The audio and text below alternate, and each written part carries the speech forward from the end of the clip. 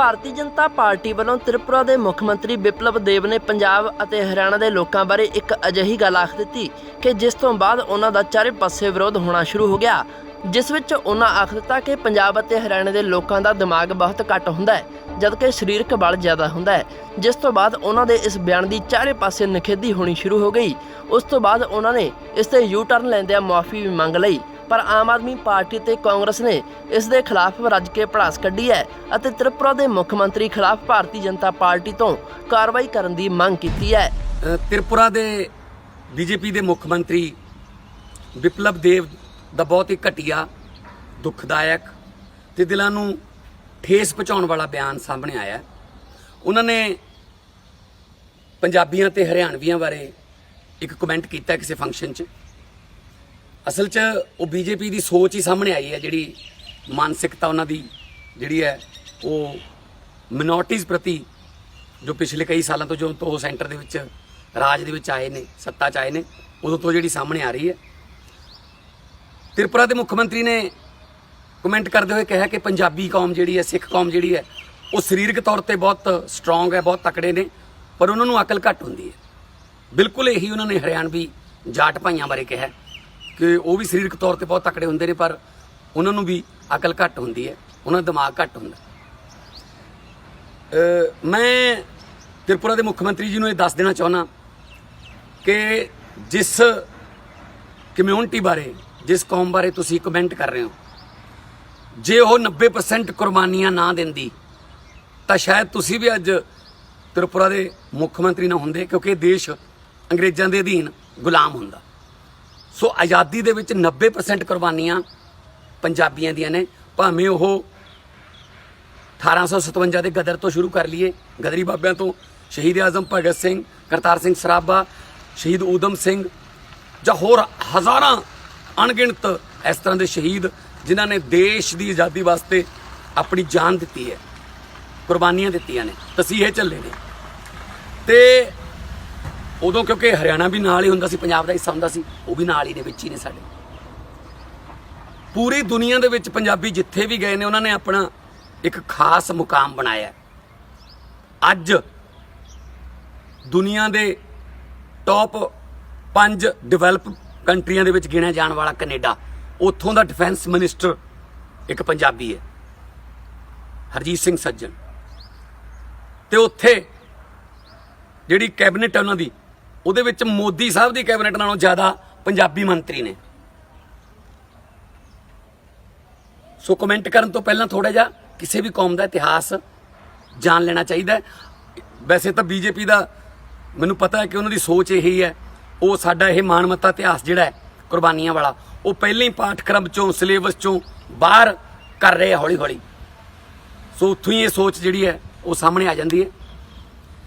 ਪੂਰੀ ਦੁਨੀਆ ਦੇ ਵਿੱਚ ਜਿਹੜੇ ਪੰਜਾਬੀ ਨੇ, ਚਾਹੇ ਬਿਜ਼ਨਸ ਦੇ ਵਿੱਚ ਹੋਣ, ਚਾਹੇ ਪੋਲਿਟਿਕਸ ਦੇ ਵਿੱਚ ਹੋਣ, ਚਾਹੇ ਜਿਹੜੇ ਮਰਜ਼ੀ ਕੰਮ 'ਚ ਹੋਣ, ਉਹਨਾਂ ਨੇ ਆਪਣੀ ਧਾਕ ਜਮਾਈ ਹੈ। ਜੇ ਗੱਲ ਕਰੀਏ ਅਨਾਜ ਦੀ, ਜਦੋਂ ਤ੍ਰਿਪੁਰਾ ਦੇ ਮੁੱਖ ਮੰਤਰੀ ਸਾਹਿਬ ਨੂੰ ਮੈਂ ਦੱਸਣਾ ਚਾਹੁੰਦਾ ਕਿ ਜਦੋਂ ਆਪਣਾ ਮੁਲਕ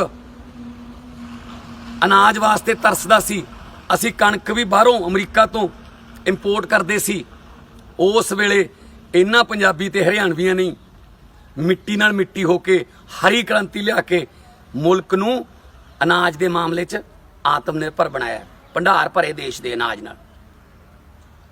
ਅੱਜ ਵੀ ਸਾਡੇ ਜਿਹੜੇ ਪੰਜਾਬੀ ਹਰਿਆਣਵੀ ਨੌਜਵਾਨ ਨੇ, ਉਹ ਬਾਰਡਰ ਦੇ ਉੱਤੇ ਹਿੱਕਾਂ ਡਾਹੀਂ ਬੈਠੇ ਨੇ। ਜਦੋਂ ਮੁੱਖ ਮੰਤਰੀ ਸਾਹਿਬ ਤੁਸੀਂ ਸਰਦੀਆਂ ਦੇ ਵਿੱਚ ਹੀਟਰ ਲਾ ਕੇ ਆਪਣੇ ਕਮਰੇ ਸੁੱਤੇ ਪਏ ਹੁੰਦੇ ਹੋ, ਉਸ ਵੇਲੇ ਸਾਡੇ ਜਿਹੜੇ ਨੌਜਵਾਨ ਨੇ, ਫੌਜੀ, ਉਹ ਕਾਰਗਿਲ ਦੇ ਵਿੱਚ -40 ਡਿਗਰੀ ਟੈਂਪਰੇਚਰ ਦੇ ਵਿੱਚ ਦੁਸ਼ਮਣਾਂ ਤੋਂ ਸਾਡੀ ਰਾਖੀ ਕਰ ਰਹੇ ਹੁੰਦੇ ਨੇ। ਜਦੋਂ ਤੁਸੀਂ ਏਸੀ ਲਾ ਕੇ ਪਏ ਹੁੰਦੇ ਹੋ, ਉਦੋਂ ਉਹ ਜੈਸਲਮੇਰ ਦੇ, ਬੀਕਾਨੇਰ ਦੇ, ਗੰਗਾਨਗਰ ਦੇ ਟਿੱਬਿਆਂ 'ਚ +50 ਡਿਗਰੀ ਟੈਂਪਰੇਚਰ ਦੇ ਵਿੱਚ ਦੁਸ਼ਮਣ ਤੋਂ ਸਾਡੀ ਰੱਖਿਆ ਕਰ ਰਹੇ ਹੁੰਦੇ ਨੇ। ਹੁਣੇ ਜੋ ਚੀਨ ਦੇ ਬਾਰਡਰ ਤੇ ਹੋਇਆ, ਜੋ ਇੱਕ ਪੰਜਾਬੀ ਨੌਜਵਾਨ ਨੇ ਉੱਥੇ ਬਹਾਦਰੀ ਦਿਖਾਈ ਹੈ, ਇਕੱਲੇ ਨਹੀਂ 15-16 ਚੀਨ ਦੇ ਦੁਸ਼ਮਣ ਦੇ ਫੌਜੀਆਂ ਨੂੰ ਮਾਰ ਕੇ ਫਿਰ ਉਹ ਤੋਂ ਬਾਅਦ ਸ਼ਹੀਦੀ ਦਾ ਜਾਮਾ ਪੀਤਾ ਹੈ। ਤਾਂ ਕਿਰਪਾ ਕਰਕੇ ਇਹੋ ਜਿਹੇ ਕਮੈਂਟ ਕਰਨ ਤੋਂ ਪਹਿਲਾਂ ਆਪਣੀ ਆਤਮਾ ਨਾਲ, ਜੇ ਹੈ ਥੋੜੀ ਬਹੁਤ ਜ਼ਮੀਰ, ਉਹਦੇ ਨਾਲ ਗੱਲ ਕਰ ਲਿਆ ਕਰੋ। ਅਸੀਂ ਇਹ ਮੰਗ ਕਰਦੇ ਹਾਂ ਬੀਜੇਪੀ ਤੋਂ ਕਿ ਤੁਰੰਤ ਤ੍ਰਿਪੁਰਾ ਦੇ ਮੁੱਖ ਮੰਤਰੀ ਨੂੰ ਉਹਦੇ ਅਹੁਦੇ ਤੋਂ ਬਰਖਾਸਤ ਕੀਤਾ ਜਾਵੇ। ਤੇ ਜੇ ਇਹ ਆਫੀਸ਼ੀਅਲ ਬਿਆਨ ਹੈ, ਜੇ ਬੀਜੇਪੀ ਦੇ ਇਸ ਬਿਆਨ ਨਾਲ ਸਹਿਮਤੀ ਰੱਖਦੀ ਹੈ ਤਾਂ ਬੀਜੇਪੀ ਖੁਦ ਆਪਣਾ ਸਟੈਂਡ ਸਪਸ਼ਟ ਕਰੇ, ਨਹੀਂ ਤਾਂ ਇਹਦੇ ਵਿੱਚ ਅਗਲੇ ਆਉਣ ਵਾਲੇ ਦਿਨਾਂ ਦੇ ਵਿੱਚ ਇਹ ਮਸਲਾ ਜਿਹੜਾ ਬਹੁਤ ਭਖੂਗਾ।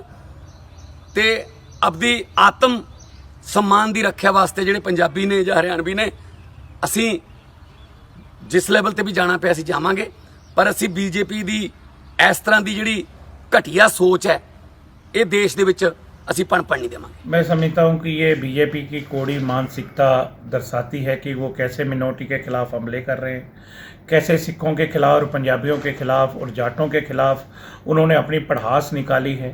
एक जिम्मेवार व्यक्ति जो मुख्यमंत्री के ओहदे पे बैठा हो, और क्या बीजेपी की यही मानसिकता है? और बीजेपी को माफ़ी मांगनी चाहिए और उनको नोटिस करना चाहिए।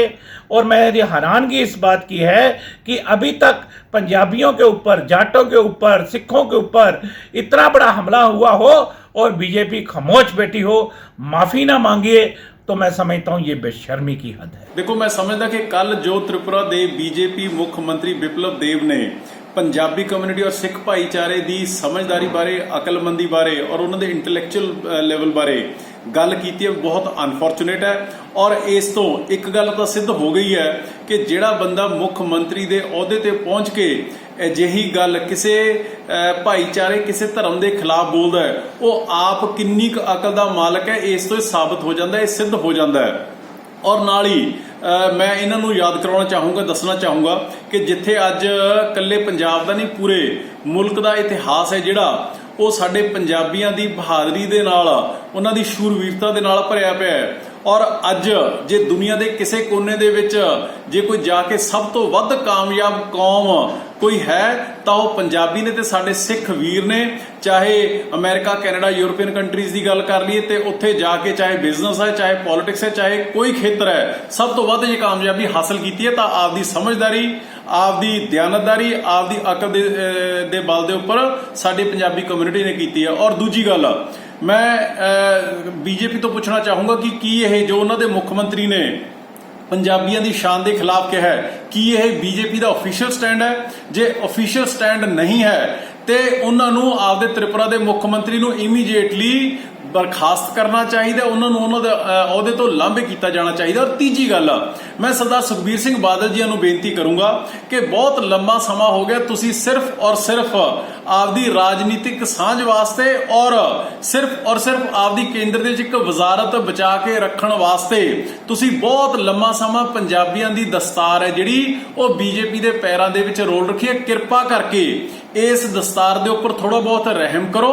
ते तुसी पिछले दिनों के कल तुहाडा मैं एक बयान देखा, तुसी कहा कि खेती ऑर्डीनेंसिस की क्लैरिफिकेशन लैण लई वो आपदी सुखबीर बादल जी आपदी रहनुमाई दे हेठ सारे सियासी दलों नूं केंद्री मंत्रियों को प्रधानमंत्री को लेके जाना चाहते हैं। एक क्लैरिफिकेशन तो है बादल साहब, हाँ जे तुसी कोई डेलीगेशन लेके जाना चाहते हो सारी पोलीटिकल पार्टियां दा ते पंजाबियां दा, ते इस गल का डेलीगेशन लेके चलो, अगे लगो कि प्रधानमंत्री नूं जाके अपील करिए कि वो आपदे बीजेपी दे त्रिपुरा के मुख मंत्री नूं बर्खास्त करन, तां ही तुहाडी पंजाब दे प्रति, सिख भाईचारे दे प्रति जिहड़ी तुहाडी आस्था है, जिहड़ी तुहाडी सिंसैरिटी है, वो तुसी साबित कर पाओगे। सिर्फ और सिर्फ आपदी सियासी होंद बचा के रखने के लिए घट्टो घट इन्नी बेइज्जती है जिहड़ी ओह पंजाबियों की आपदी भाईवाल पार्टी के हथों ना कराओ। ਭਾਵੇਂ ਕਿ ਆਮ ਆਦਮੀ ਪਾਰਟੀ ਅਤੇ ਕਾਂਗਰਸ ਦੇ ਵੱਲੋਂ त्रिपुरा के मुख मंत्री के इस बयान की निंदा की जा रही है, पर हुण त्रिपुरा के मुख मंत्री ने इस मुद्दे उत्ते यू टर्न लैंदिआं पंजाबियों और हरियाणे के लोगों को बहुत बहादुर कौमां दस्सिआ है। ਅਤੇ ਉਹਨਾਂ ਦਾ ਕਹਿਣਾ कि मैं इन्हां दोवां कौमां का बहुत सन्मान करदा ਅਤੇ मेरे कुछ मित्र भी इन्हां कौमां विचों आउंदे ने। जेकर किसी नूं भी मेरे इस बयान के नाल ठेस पहुंची है तो मैं इस गल दे लई माफ़ी मंगदा।